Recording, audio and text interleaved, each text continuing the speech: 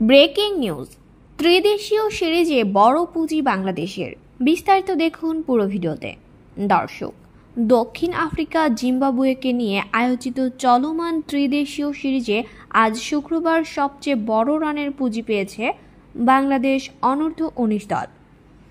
এদিন লিগ পর্বের শেষ ম্যাচে জিম্বাবুয়ের বিপক্ষে 6 উইকেটে 284 রান করেছে লাল সবুজ বাহিনী। অর্থাৎ 5 ম্যাচের সবগুলোতেই হারা জিম্বাবুয়েকে সান্ত্বনার জয় পেতে হলে করতে হবে 285 রান, যা তাদের জন্য অসম্ভবই বলা চলে। এবারের ত্রিদেশীয় সিরিজে এর আগে 8 উইকেটে 274 রান করেছিল বাংলাদেশের যুবারা, সেটিও জিম্বাবুয়ের বিপক্ষে। আর সব মিলিয়ে টুর্নামেন্টের সবচেয়ে বড় পুঁজি দক্ষিণ আফ্রিকার।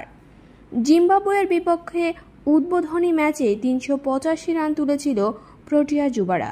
শুক্রবার হারারে স্পোর্টস ক্লাবে টসে হেরে আগে ব্যাট করতে নামা বাংলাদেশের হয়ে সর্বোচ্চ 78 বলে 77 রানের অনবদ্য ইনিংস খেলেন ওপেনার রিফাত বেগ।